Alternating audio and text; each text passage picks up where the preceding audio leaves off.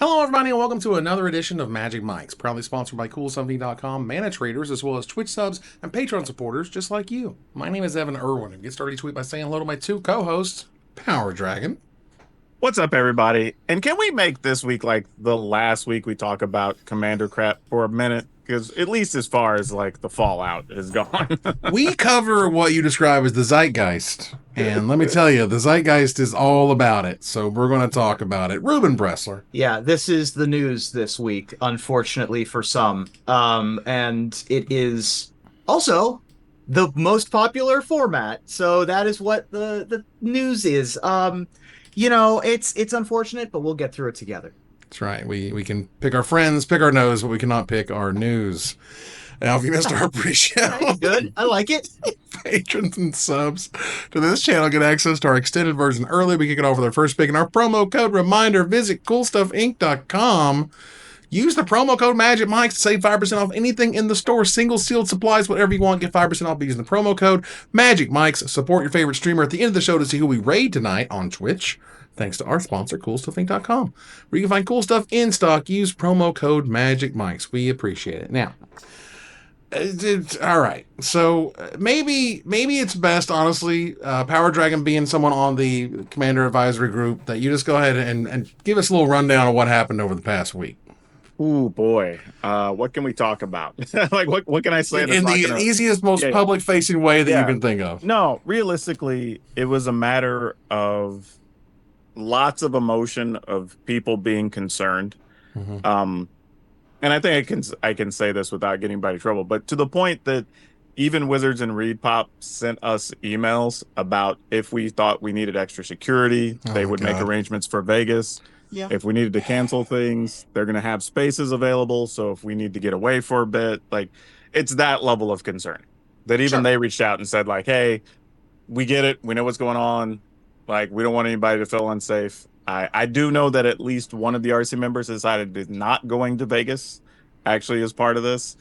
And the more there was discussion, just like, it's easier to try to allow everybody to feel safe, to just say, hey, we're just washing our hands of it.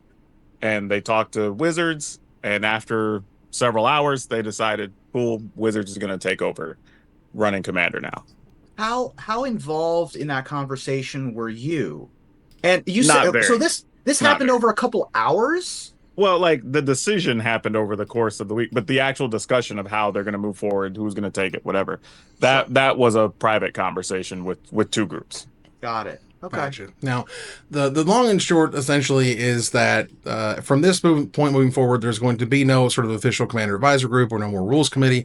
It is now in Wizards, inside sort of, the company, and there'll obviously be a few public-facing members from Wizards, as there already currently are, but they'll make those decisions and the updates and all that stuff about the Commander format. Now, we certainly know what comes next, which is the cynicism.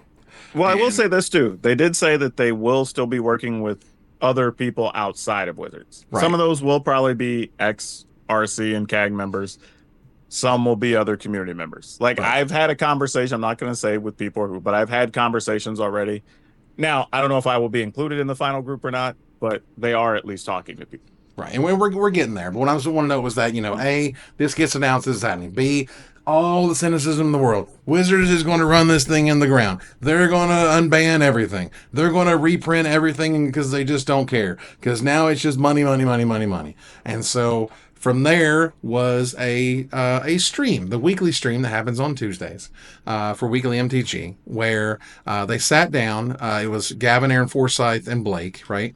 And they sat down and basically kind of went over things. And they explained some stuff. And it was really nice because even Aaron Forsyth addressed the worries about the profit-driven actions that they could do, that they are able to now do, and he says, I'm also here for the love of the game, like the Rules Committee was. Yes, Hasbro wants things. Yes, my bosses want things.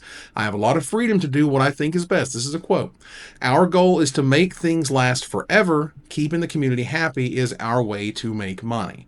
And so if you make bad decisions or short-sighted decisions, that's going to cause you problems, not, you're taking it and you're respecting it and you understand, like, this is what should be here, what should not be here. They went a little bit further into what they describe as the power brackets, which is sort of yet another scale from 1 to X. Now it's 1 to 4, and what that means and whatnot. They talk about having a person of the CEDH community being part of the panel that they discussed that you had mentioned about bringing in maybe some of the XRC members, the XCAC members to talk about things. Soul Ring isn't going anywhere. No one expected it to. Fourth bracket cards, the cards that would be like the toppest, sort of the worst level, won't be anything you see in precons most of the time. Be very rare if you saw them in precons. Armageddon and Friends would be in sort of the top, and Swords to Plowshares would be at the bottom. Whereas it's just a piece removal or whatever. They note that Jeweled Lotus, Arcane Signet, Dockside Extortion, etc. were mistakes. Cards that were banned. Arcane Signet? Yeah. Weird. Cards that were banned recently are the kinds of cards they wouldn't want to make today. They want to reduce ubiquitousness going forward. There shouldn't be this card is in every commander deck. Right. Because if it is, they did something wrong. Right. So overall, I think this was, everybody chill. Nothing's burning down. We recognize that this is A, sensitive, B, important. And C, nothing needs to change right this second, but we need to recognize sort of what we're doing here, who's in charge, what the philosophy is going forward, and how Wizards is not going to just, do their best to squeeze out all the money. It's like, we're going to take care of this and make sure we do it the right way. Yeah, I mean, the concern about Wizards making money-driven decisions or whatever Wizards were going to do, they were going to do that with or without control of the format anyway, right? Let's be real here. I mean, people don't want to hear this, but for as much as you don't like some decisions Wizards make, or you don't like how much product they're printing or whatever, they keep selling more. We keep having more players. Events keep selling out. So we can say it's being done just to drive profit, whatever, but they're actually doing some stuff that people enjoy and are buying. I mean, it is what it is. Duskborn is killing it, by the way. Duskborn's doing great right now. Like, nothing's suffering, you know what I'm saying? Mm-hmm. But, ultimately, again, I think this to me was just everyone just calm down. We're going to be cool. Now, one of the things that I was talking to some of my friends about it, and they mentioned something like, Wizards should have stepped in and taken over the format before this. And I think that is incredibly unreasonable for a few reasons.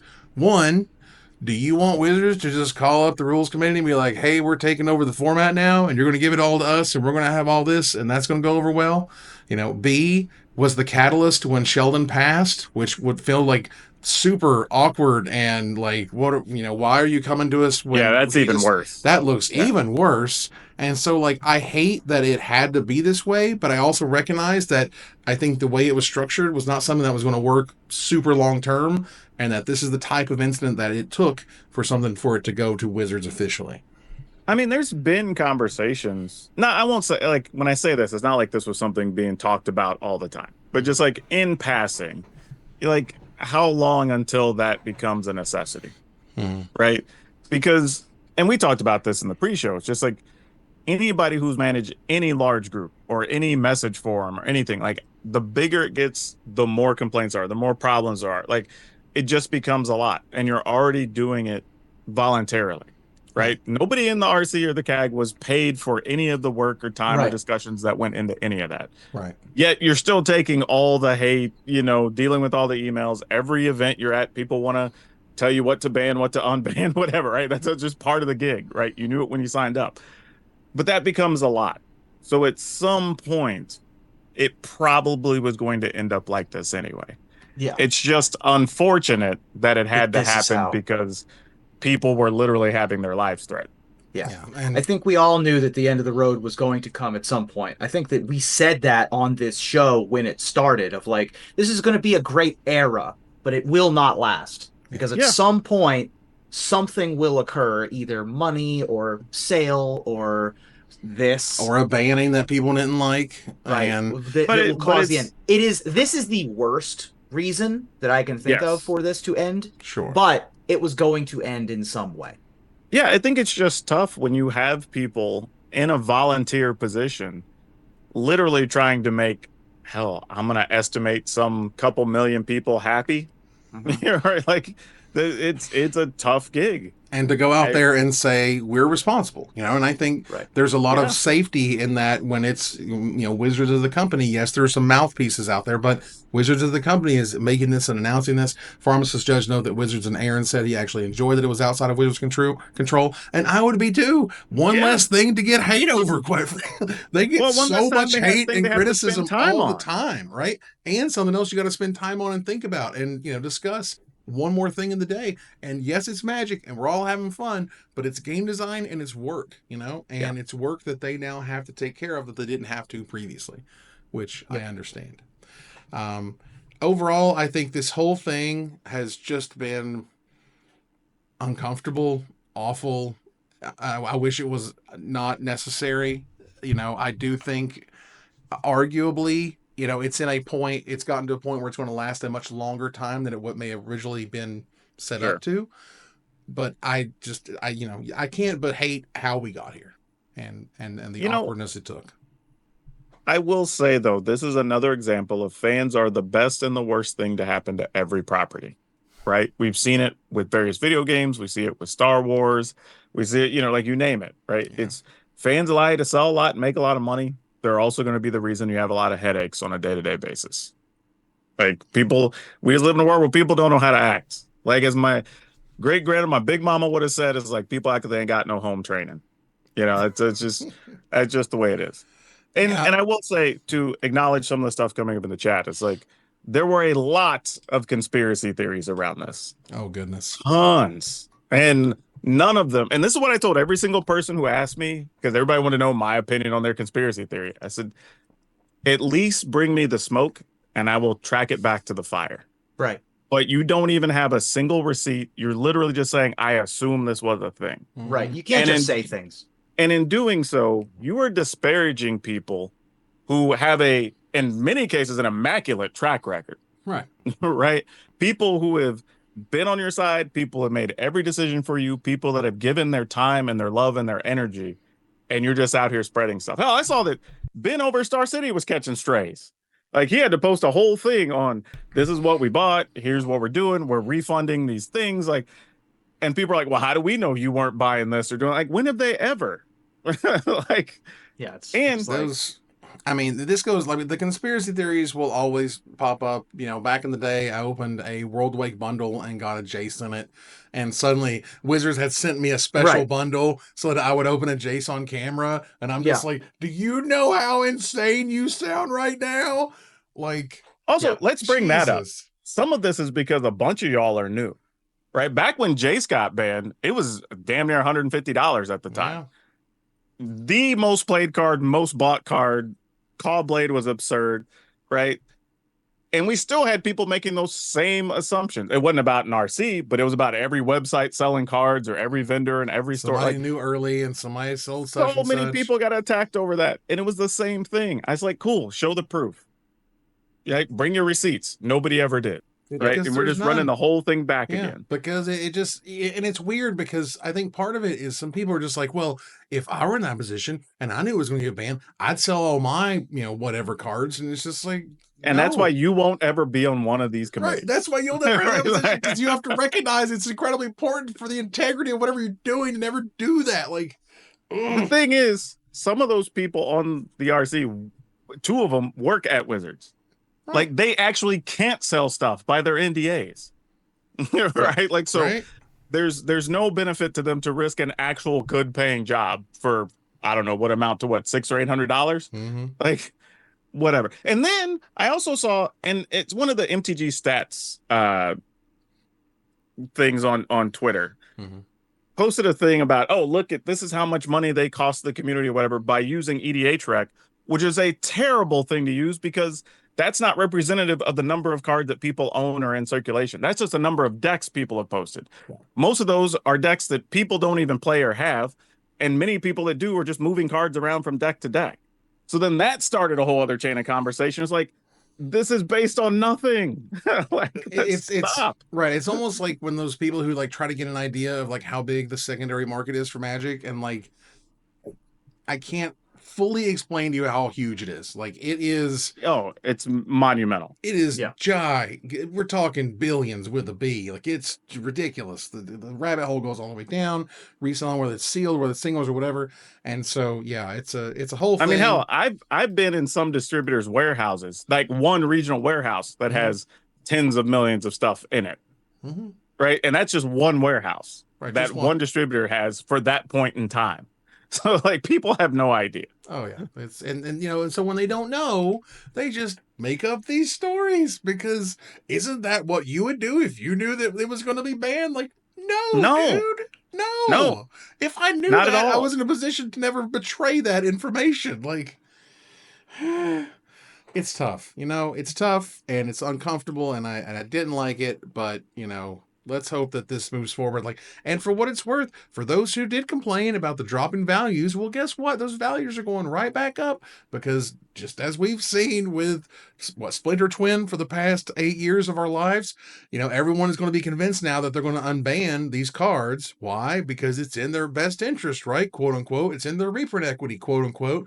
A lot of people are buying stuff like Coalition Victory because why is that on the ban list, right? The ban Also- list needs another good look at, but probably not going to include Jeweled Lotus in it when they literally just said they don't want to make cards like that. I also want to point out some of the people that were acting a fool, attacking some of these people, making some of these wrongful allegations and whatever, are also the same people that are going, oh, well, now Wizards has control of Commander and blah, blah. Like, you think the people you were attacking and lying about want to keep doing it? Right. Like, Yeah. Like, what? Come on now. There's a lot of cognitive dissonance associated Yeah. with this. And I understand that it's a very emotional topic, and Sure, it has only absolutely. gotten more emotional as we've gotten further down this rabbit hole. The bottom line, though, and I guess we have a little bit more of news to talk about as it pertains to this issue. The bottom line, though, is that we are moving forward from this. We did have there was a big fallout, a big blast radius, and now it's cleanup phase. Yeah. Yeah, I mean, you know, and one of the last things I want to note is that for the people are just like, I can't believe they didn't sell their blah blah. It's like you can sell your reputation one time, Yeah. time. That's all you get, and if that's worth the couple $100 maybe tops you would have made off of that type of Dude, transaction. I literally unsleeved on my desk right now. There's a Bazaar of Baghdad.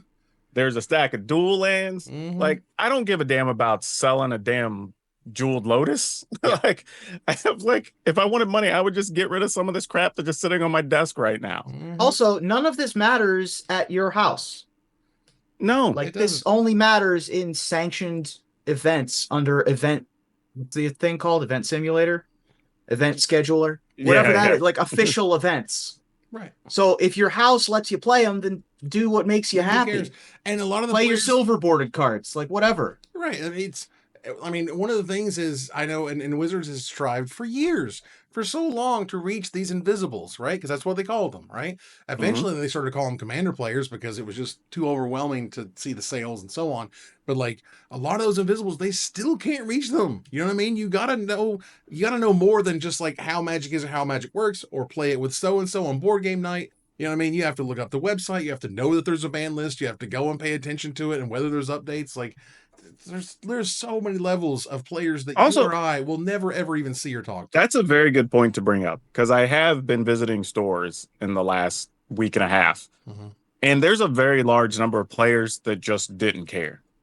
Like, they didn't own the cards anyway. Like, so I'm not saying that like nobody who's not online, doesn't own them, Sure. but it wasn't like every single deck and every single player just had these in a pile of stuff and are upset about it, right? They're just like, oh, that's cool, whatever, makes sense, fast mana, whatever.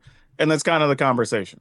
One or two are like, I'm disappointed, whatever, but it wasn't really that backbreaking for most players, at least the ones I talked to in person and in people that even could trust me to talk about it. So like, I don't know. Right. And as Pharmacist Judge knows, there is such an incredible disconnect between commander players who are what you describe as for the perpetually onliners, the people who will squeak the loudest when they have a problem, when they're upset about something. We'll yell the loudest, we'll make as many posts as they can, we'll go and harass and so on. When this giant swath, God knows how many millions of people, right, who are buying these cards and buying these products, we can see it from the sales, but they don't care. They're not going to do the surveys. They're not going to talk to him on Twitter. They're just going to go play Magic. I have talked to Commander players in person at events and at stores that don't know what a Command Knights is. They don't know who a professor is. No. Like they just don't. And like we're having full conversation. They're like, "What's that?" And I'm showing them a thing on my phone, and they're like, "Oh, that looks cool." So it's like, right? Even they have no idea. Yeah, even at like what I would argue sort of was the height of my fame at one point in time, at which point I had a token. I went to Grand Prix Richmond, and I was signing it for all these people, and 100 people lined up to have me sign their token, and a very large non-zero amount of them had no idea who I was. Yep. I was just a dude whose name matched their token, and I was signing it so they should get it signed. That was it. You know what I mean? And it's a wonderfully humbling experience. But again, it just sort of notes that, you know, the players, man, you don't talk to all of them. You don't see all of them. You don't interact with the slimly margin of Magic players. And it's incredible how vast and varied those opinions are. So let's move on here. But ultimately, ideally, we won't talk about this again for a while. Until the Mikesies. Yeah, exactly. The Mikesies come around. We at least probably won't talk about it next week. Right. Until the end of the year, we likely won't bring it back up, which is fine. Now we move out of the first pick to gather the Townsfolk thanks to our sponsor, Mana Traders. Bring the slide up. The best tool to enhance your Magic Online experience. Use the code MagicMikes_IQJ. That's _IQJ. For 10% off your next subscription with them. Tell them we sent you. We appreciate them sponsoring and supporting the show. All right. So there was a super cool thing that the people are being organized right now. They're going to have they're joining forces with like stars of like Doctor Who to do this thing called Gather for Good. Have y'all seen this? I did. And I didn't really follow to know what it was. I just went, oh, this looks interesting. Yeah. Mm-hmm. I honestly should have looked into this further. I thought this was just a fundraising type thing, which is neat. But it is a fundraiser of some sort, and it's about stars that include Billy Piper, David Tennant, Peter Capaldi. You know, these are Doctor Who stars. Have their chance to win their characters' signed Magic cards. Yep. So that's really awesome. Yeah, and then there's also some Magic creators who are involved, folks like Spice 8 Rack and Pleasant Kenobi, particularly British creators, I think. So very fitting. Yeah, of course, very fitting. So yeah, it's an interesting thing being done by War Child UK. You can look them up on X or wherever you find your social media. You know, and I will say these are the type of promotions, you know, kind of like. People were a little shocked when we did it before, when we had, you know, the Hobbits playing an after show at a MagicCon. And then, you know, we have Post Malone, you know, showing up on things. It's just like Magic's big enough now that you can have these types of opportunities. These little brushes of fame, like little, you know, adjacent. So the fact that you can do a really cool fundraiser with international names, you know, it's really a cool space to be in. Like, it's one of those things, again, if you rewind 15, 20 years and tell your, like, nerd self, like, man, one day they're going to be doing awesome fundraisers with, like, Doctor Who celebrities and you'd be like, dude, whatever, right? But this is the world we've gotten to. Like, nerddom allows you to do this now, and it's very cool. Yeah, I mean, feel free to look up some of my old content, and I begged them to cross the streams with D&D, bring in outside IPs, you know what I mean, just begged them for years and years, and that was the whole thing. So, all right, and if you're going to Vegas, or if you want to go to Vegas, you can't. They're sold out. If you're you can go to Vegas. I mean, you can go to Vegas. Las Vegas is always open. But MagicCon Las Vegas is 100% sold out. This is October 25th to the 27th of this month. But that's always exciting because Vegas is always a great Magic town whenever people show up for a big event, and this one looks like to be a fun one. The Power Dragon. And I had heard they had actually were talking about expanding it after Chicago blew the numbers out of the water. Mm-hmm. So if they did, that is good. And as somebody who's going to be there, you know, a little concerning because it's going to be a lot of people. Because you're probably talking in the ballpark of 15,000 if Chicago was 12,000. Yeah, that sounds about right. Now, well, for what it's worth, I haven't heard anything about them increasing attendance. Okay. That doesn't mean they didn't do it. I just note that I would, I try to pay attention to these stuff. Cool stuff is going to be there as a vendor, which is rad. But if they did, fantastic. There's Now I will say obviously each of the ton last space 2 there. years, they did seem to expand what they were doing for Vegas. So I would assume that trend holds. But yeah, the fact that, again, we talk about, as much as you want to say you don't like Wizards' decisions, you don't like how they promote stuff, you don't like what they say, what they do, these events are still selling out. Yeah. I mean, you can't be doing all this stuff wrong and be selling record numbers of cards, or hell, D&D books for that matter. Their new D&D Player's Handbook, fastest selling book they've had, period, in the history of D&D. It was the largest print run they've done for a first printing on a Player's Handbook, and it broke records. Like, even after the year they were like, everybody's leaving D&D, they're going to go play Pathfinder, blah, blah, all that stuff, right? Yeah. So they're hitting on all cylinders right now. And I will Vegas say, is be cool. I will push back on a little bit of this. You are absolutely right. And that's the problem. Like, agreed. You know what I mean? Agreed. Like, Totally. They're working on all cylinders, because whenever people say, "Well, put your money where your mouth is," if you disagree, people will go, "But I want Magic cards." Yep. It's like I said before, and that's fine. You can bitch, but if you're going to keep handing over $20 bills while you do it, it doesn't matter. And a number of people have cut bait. Like, there's a number of people over the last 30 years who've been like, "That's the final straw," whatever that final straw was. But they keep adding more. And the turnover rate isn't so great that they are losing. It's like money. a nerd hydra. You leave and 2 more show up. Like, I mean, right. I would say that, and just think about like the big changes to Commander, right? Like, I'm in a place where cool stuff brings in a lot of cards. We have 6 stores where people bring and sell their cards. No one is like, I'm out because of this Commander decision. No, have not heard one person like come in and be like, just buy everything because Wizards just screwed it all up with this Jeweled Lotus crap. No one said that at all. None of the buying stuff has changed since that decision came out. Yeah, and I wouldn't expect it to. I mean, again, Vegas sold out, and we know there's going to be a bunch of announcements, because they'll probably be talking about showing stuff from Foundations, because that'll be a month away or 3 weeks away or whatever at that point. Right? You'll have some stuff for the Death Race thing. They'll probably be showing off. Like, there'll be all kinds of stuff. So there's going to be a lot on. Right. I think one of the things is they're going to unveil the names of all the sets for next year, if I recall that correctly, which is great. Fantastic, but very exciting. But yeah, I mean, these events are gigantic. I mean, hell, back in the day at SCG, we worked like crazy at like 5K people in New Jersey, and that was pulling out all the stops that we could. And now this is what, 12K, 15K people or whatever. Yeah.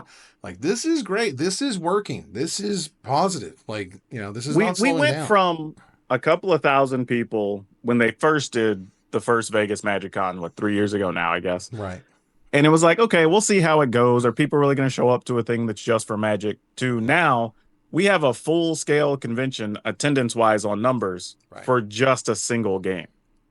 Yeah, I mean, once you get to and once you start getting those types of numbers, you start to do the kind of economic impact where like the city starts going, "Hey, you guys coming back next year? Yep. You think maybe we give you a little break on some of the fees or whatever it is, just to make sure we'll give you some room discounts. A couple comp so and so's, because it starts to be really good. I mean, look at Gen Con. Like, Gen Con for Indianapolis is just ginormous. Like, dude, I can tell you, knowing somebody who was behind the scenes at Gen Con, they were talking about renovating the Indianapolis Convention Center for the second time and since Gen Con's been there.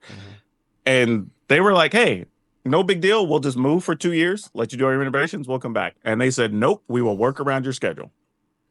And I found out why. At one point, and I don't know if this is still true, but a few years ago, Gen Con, my understanding is, brought in something like 80 to 85% as much as the Indianapolis 500. Yeah. And they were like, "Yeah, we're not losing that amount of money." Oh yeah, it's like what, 8 figures or something like that. Like, well, dude, you're talking about nearly every hotel within probably a mile of the convention center sold out. 100%. All the rest, to the point that some restaurants go to a 24-hour operation with a nerd-based schedule, with a nerd-based menu. Yeah, brand new nerd-based menu for the week. Like, it's crazy. And talking to some of them, they're like, "Yeah, we can do as much as 30% of our yearly business in 5 days."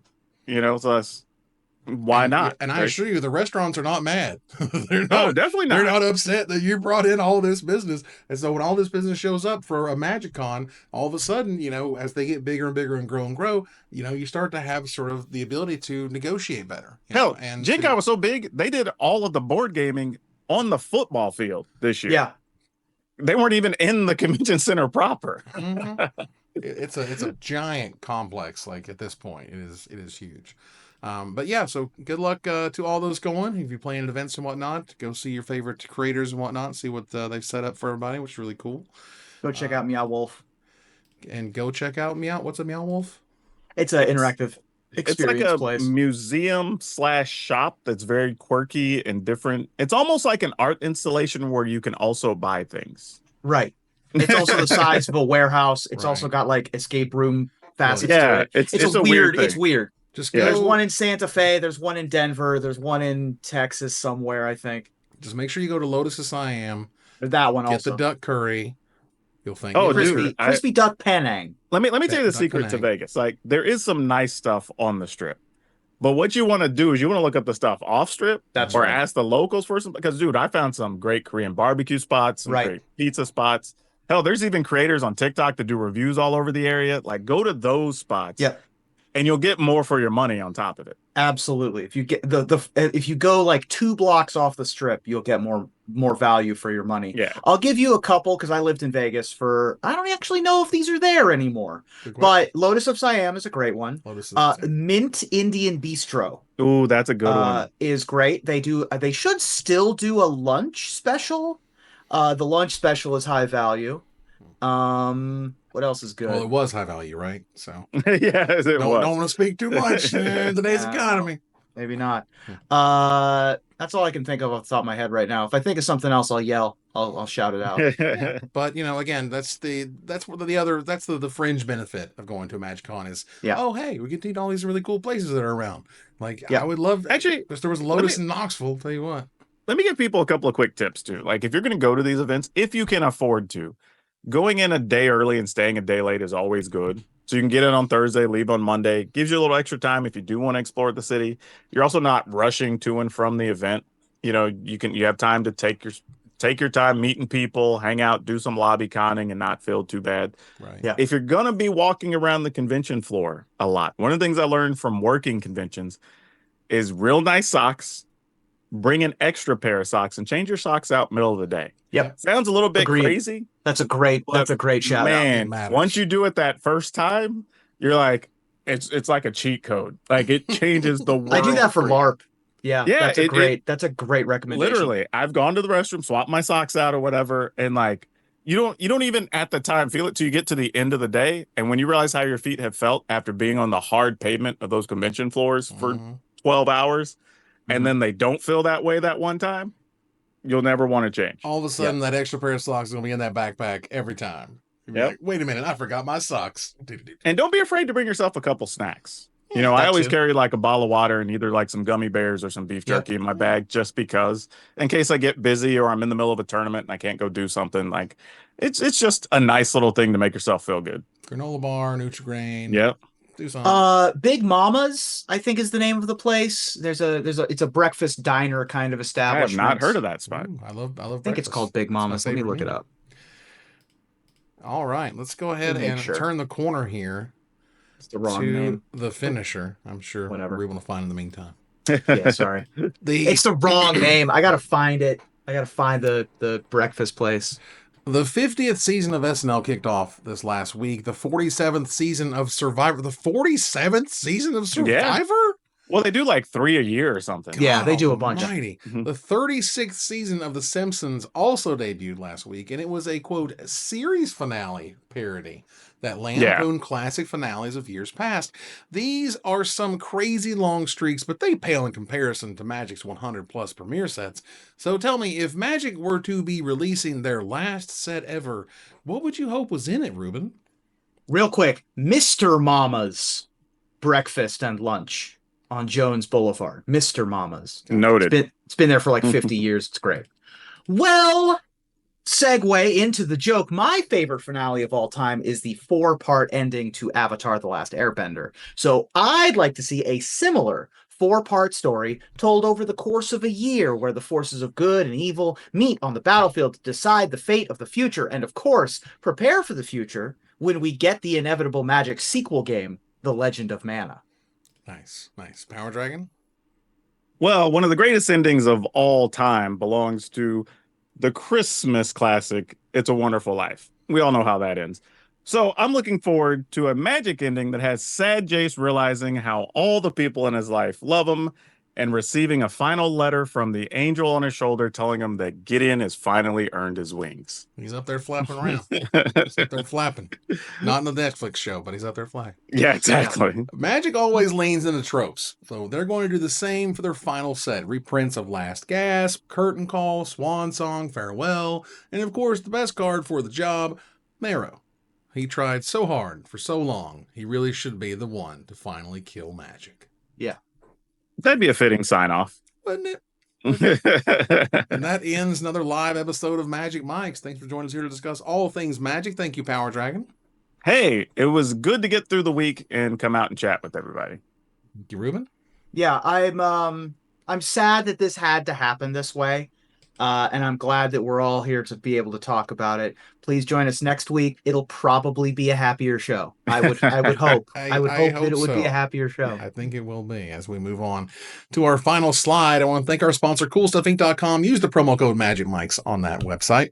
Our co-sponsor, Mana Traders, my co-host, Power Dragon and Ruben Bressler, you guys for watching and listening, and hope you support us at patreon.com/magicmics. Please follow, like, tweet, favorite, share, subscribe to everything social that tells people we exist. Catch us on our exclusive member Discord, live on twitch.tv at MagicMics, live or taped on our YouTube channel. Follow us on Twitter at MagicMicsCast, on TikTok at MagicMicsCast, or join us here next week. Same time, same place for another episode of Magic Mics. Good night, everybody.